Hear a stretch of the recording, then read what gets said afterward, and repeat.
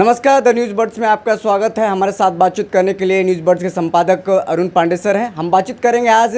देखिए, फिर से देश में नरेंद्र मोदी की सरकार बनने जा रही है। नरेंद्र मोदी तीसरी बार प्रधानमंत्री बनने जा रहे हैं, लेकिन इस बार बिहार का अहम जिम्मेदारी है, अहम भागीदारी है केंद्र में। खास करके बात करें जेडीयू की, जेडीयू ने बिहार में लोकसभा की 12 सीटें जीती है और जो जनादेश इस बार एनडीए को मिला है, भाजपा पहले इतना मजबूत नहीं है।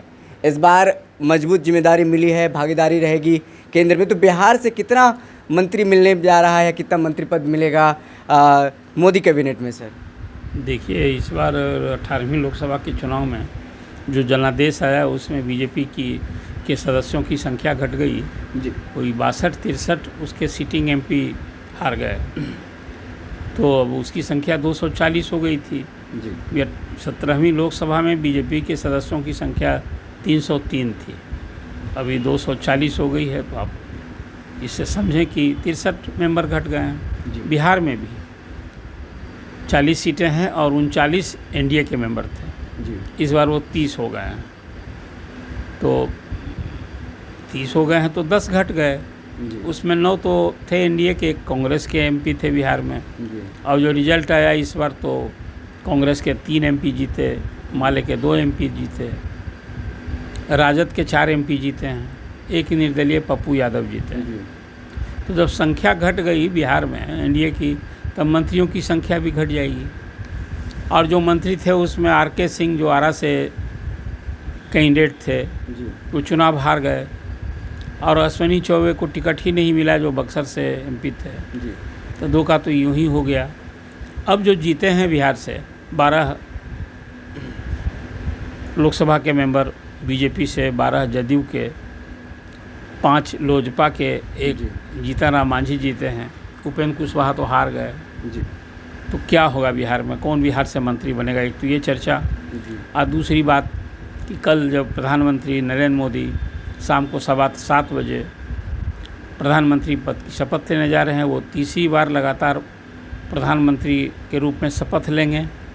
तो ये जवाहरलाल नेहरू के बाद ये दूसरे प्रधानमंत्री होंगे जो तीसरी बार प्रधानमंत्री बनने जा रहे हैं जी। ये अवसर मिला है, उसको केंद्र की सरकार बनेगी।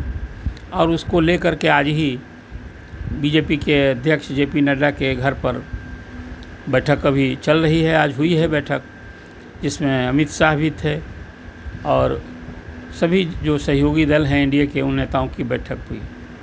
उसमें तेलुगु देशम के भी अध्यक्ष, जो वहाँ इस बार तो आंध्र प्रदेश में उनकी सरकार ही बनने जा रही है, मुख्यमंत्री की शपथ लेंगे वो 12 जून को।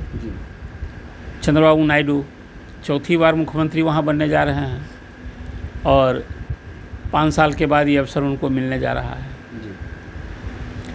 बिहार में भी आपने देखा कि एक इस चुनाव का इफेक्ट हुआ कि नीतीश कुमार को बीजेपी ने अभी घोषणा कर दी कि 2025 का जो चुनाव नवंबर में अभी बिहार में तय है, उसमें नीतीश कुमार के नेतृत्व में ही लड़ा जाएगा।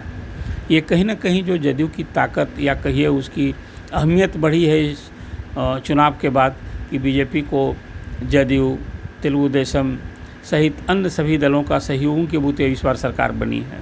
अपने बूते तो इस बार बीजेपी सरकार नहीं बना सकती थी, जैसे 2014 के चुनाव में या 2019 के चुनाव में बीजेपी को ताकत मिली।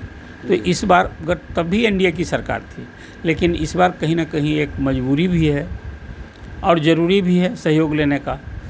ये एक स्थिति बनी है। पहले जिसको आप कहते थे कि खुद बीजेपी मजबूत थी जी। लेकिन इस बार तो आप बीजेपी की दृष्टि से कहेंगे तो अल्पमत की सरकार हो गई। भले एनडीए का भी जीता है, जो एनडीए में भी जो दल हैं सभी सही, तो एनडीए की जीत हुई है। तो ऐसी स्थिति में क्या होगा, एक सवाल है। मेरी जानकारी है आज जो जेपी नड्डा के आवास पर बैठक हुई, उससे जो बातें छनकर बाहर आई, उससे इस बार भी तय है कि भले ही बीजेपी सहयोगियों के बूते सरकार बना रही है, लेकिन उसकी हनक कायम रहेगी, उसकी अहमियत कायम रहेगी। और 7 सांसदों पर 1 मंत्री बनने का एक फार्मूला अभी तय हुआ है, ऐसी जानकारी मिली है, जिसे बिहार से जदयू के 12 सांसदों में 1 कैबिनेट मंत्री और 1 राज्य मंत्री का पद मिलने जा रहा है। जीतन मांझी मुख्यमंत्री रह चुके हैं, तो वो अकेले जीते हैं, तो उनका मुख्यमंत्री के कारण एक जो वरिष्ठता हो जाती है उसके कारण केंद्र में उन्हें जगह मिलेगी तो उन्हें कैबिनेट मंत्री मिलेगा। चिराग पासवान की पार्टी से पहले आपको याद होगा संख्या 6 थी, तो पशुपति पारस को जगह मिला था रामविलास जी के बाद। तो इस बार चिराग पासवान के सभी सांसद 5 जीते हैं, उनको 1 मंत्री का पद मिलने जा रहा है। फिलहाल ये जानकारी मिली है और उपेंद्र कुशवाहा तो हार ही गए हैं। विभागों की जो चर्चा थी उसमें पहले से ही तय ही था, जो एक आसार था कि वित्त, गृह, रक्षा ऐसे विभाग जो हैं वो बीजेपी के पास ही रहेंगे। एक चर्चा थी कि जदयू जो है वो रेल विभाग मांग रहा है और कई विभागों की चर्चा थी। तो अभी तो किस दल के कितने मंत्री बने हैं यह भी ये स्टेज ही आज तय हो रहा है। ये फॉर्मूला तय हो गया लगभग, जो बातें आई है चलकर। अब कौन मंत्रालय किसे मिलेगा वर्चुअली, तो प्रधानमंत्री का विशेषाधिकार होता है। मुझे लगता है कि कोई दल इसके लिए कोई किन शर्तों पर समर्थन दिया गया हो या कोई सौदेबाजी हुई है, ऐसी आधिकारिक तौर पर कोई चर्चा नहीं है। मीडिया में या सोशल मीडिया में ऐसी खबरें आती रही हैं, लेकिन मेरी जानकारी में कोई इस शर्त पर कि आप फलना विभाग दीजिएगा तब हम आपको सहयोग देंगे, या विशेष राज्य का दर्जा ही बिहार को न कहिए कि ये शर्त पर आप करेंगे तो ये मांग पूरी होगी। चर्चा तो आपने देखा होगा केसी त्यागी ने बीजेपी का जो अप्रोच पॉलिटिकल डिफरेंट मुद्दे पर जो रहा है वो चर्चा उन्होंने की थी, और उसके बाद भी कहा कि ये हमारा दृष्टिकोण है। जैसे विशेष राज्य का दर्जा वो मांग होती रही है। अभी बिहार से ही नीतीश कुमार ने जातीय सर्वेक्षण कराया, बिहार में सर्वाधिक 75% आरक्षण दिया गया है, और एक बिहार के दोनों सदनों से ये प्रस्ताव पारित किया गया है कि केंद्र सरकार उसको संवैधानिक कवच दे, उसको 9th शेड्यूल में शामिल करे। ये मुद्दा है। एक मुद्दा है जो सेना में बहाली होने की अभी नई प्रक्रिया शुरू हो गई है, अग्निवीर योजना, उसके बारे में था कि इसकी समीक्षा होनी चाहिए। तो ये सब एक विपक्ष तो पूरी तरह से इसको शुरू से ही खारिज करता रहा है कि अग्निवीर योजना नहीं, ये लागू हो, 4 साल युवकों को नौकरी के बाद रिटायर कर दिया जाए, ये कोई कहाँ का औचित्य है। चलिए, लेकिन योजना तो चालू हो गई और अभी भी इसी सप्ताह में हज़ारों की संख्या में नई बहाली फिर होने जा रही है। तो कुल मिला कर एक कॉमन सिविल कोड का इशू है, जो अभी लगता है कि तीसरे कार्यकाल में प्रधानमंत्री उसको लागू करने जा रहे हैं, और उस संदर्भ में एटलीस्ट जदयू का तो स्टैंड भी आ गया। केसी त्यागी ने कह दिया कि जदयू तो इसका भी समर्थन किया है, लॉ कमीशन को जो मुख्यमंत्री ने मेमोरेंडम दिया था उसमें इसको समर्थन किया था, लेकिन कहा था कि इस संबंध में एक सभी दलों की राय लेनी चाहिए, जो स्टेक होल्डर्स हैं उनकी भी राय लेनी चाहिए।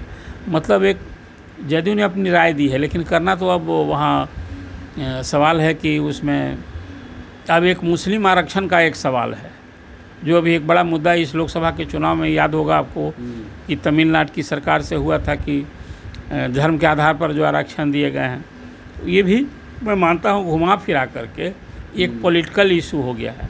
देश में मुसलमानों को जाति के आधार पर आरक्षण तो बिहार में ही सभी मुसलमान की जितनी जातियां हैं सब आरक्षण का, चाहे वो अपर कास्ट के भी हैं। तो 15% जो EWS के नाम पर जो 10% आरक्षण है उस नाम पर मिल रहा है, और सारी और अन्य 3-4 जो शेख, सैयद, पठान ऐसी जातियाँ हैं, और अन्य जातियाँ जो मुस्लिम में हैं उनको सब पिछड़ी जाति में उनके नाम शामिल है। तो कुल मिला कर एक ये राजनीतिक मुद्दा है। मुझे नहीं लगता है कि इसमें फिर कोई नई सरकार छेड़छाड़ करेगी, लेकिन एक मुद्दा इस चुनाव में तो रहा ही आरक्षण का मुद्दा, खासकर धर्म के आधार पर आरक्षण वाला मुद्दा। लेकिन अभी सब चुनाव भर का मुद्दा था।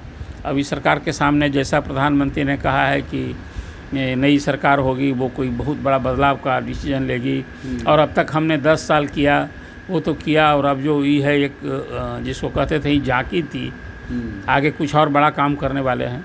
तो सरकार फिर उसी अपने पूरे जुनून में जोश में काम करेगी। और एक मामला भ्रष्टाचार का इशू है, जो प्रधानमंत्री ने एक प्रतिबद्धता दोहरा रखी है जीरो टॉलरेंस का, उसमें तो मुझे लगता है कि शायद इसमें विपक्ष भी क्या करेगा। विपक्ष तो बेबस है इस मामले में, खासकर जो इंडिया मोर्चा में जो अधिसंख्य नेताओं के खिलाफ भ्रष्टाचार के मामले हैं। अब वो आप देखिए उसका क्या एक लॉजिकल, अभी कल ही आपने देखा कि ईडी ने लैंड फॉर जॉब वाले केस में कल लास्ट चार्जशीट दाखिल कर दिया है। नेचुरल है उस केस में ट्रायल होगा। अब उस ट्रायल होगा तो यहाँ लालू परिवार के लिए उसमें मुसीबत बढ़ने वाली है। ईडी वाले उसी केस में आपने देखा कि यहाँ तेजस्वी के खिलाफ अलग पूछताछ हो रही थी। अब उस मामले में फिर कार्रवाई तेज होगी। उसी तरह से अभिषेक बनर्जी जो ममता बनर्जी के भतीजा हैं, वहाँ एमपी हैं, उनके खिलाफ तो कई ये सब मामले जो हैं, अभी कई मामले कल ही मैं देख रहा था कि वहाँ एमएलए और एमपी कोर्ट में, जो दिल्ली के कोर्ट में किस तरह से केस डिस्पोजल भी हो रहे हैं, केस की संख्या भी बढ़ रही है। तो मुझे लगता है कि ईडी, सीबीआई और इनकम टैक्स की कार्रवाई अब और तेज होगी। अब उसमें कौन कहाँ निशाने पर, इस बार तो प्रधानमंत्री ने कहा है कि उसमें चाहे वो इसको और व्यापक तरीके से कार्रवाई होगी। कुल मिलाजुल कर राजनीति का वो ढर्रा जिसको कहिए, मैं मानता हूँ कि कहा ये प्रधानमंत्री ने कि भाई जीत तो हमारी हुई है, हम हारे कहाँ हैं, जो विपक्ष कह रहा है। और यह भी कहा प्रधानमंत्री ने कि हम तो इस बार भी तीसरी बार जितनी सीट बीजेपी जीती है, सब मिलकर भी विपक्ष उतनी सीट नहीं जीत पाया है।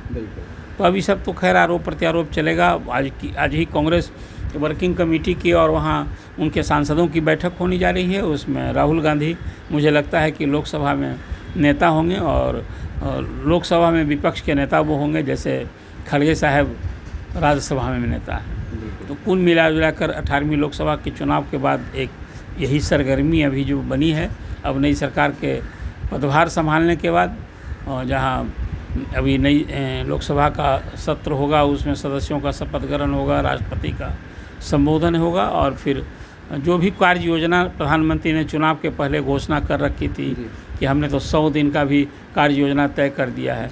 मुझे लगता है कि उस दिशा में काम होगी। लेकिन अब ये 5 साल सहयोगियों के बूते सरकार चलाना नरेंद्र मोदी के लिए कि नया अनुभव होगा, नया टास्क है। अब ये देखना है कि इस बार नरेंद्र मोदी सहयोगियों के समर्थन के बूते चलने वाली सरकार में क्या कुछ बड़ा फैसला लेता है और कैसे सहयोगी दलों को विश्वास में लेकर चलते हैं। चलिए, तो हम आपको समझाने की कोशिश कर रहे थे इस बार जदयू केंद्रीय मंत्रिमंडल में मजबूती के साथ जो गया है, कितनी भागीदारी होने वाली है हम समझा रहे थे। लेकिन क्या कुछ फैसला लेना है ये तो प्रधानमंत्री को लेना है, कौन कौन से विभाग मिलने हैं, ये जब आगे विभागों का बंटवारा होगा तो उसमें आपको पता चलेगा। फिलहाल इस खबर में इतना ही। अगर आपने अभी तक द न्यूज़ वर्ड्स चैनल को सब्सक्राइब नहीं किया है तो सब्सक्राइब कर लें। बहुत बहुत शुक्रिया।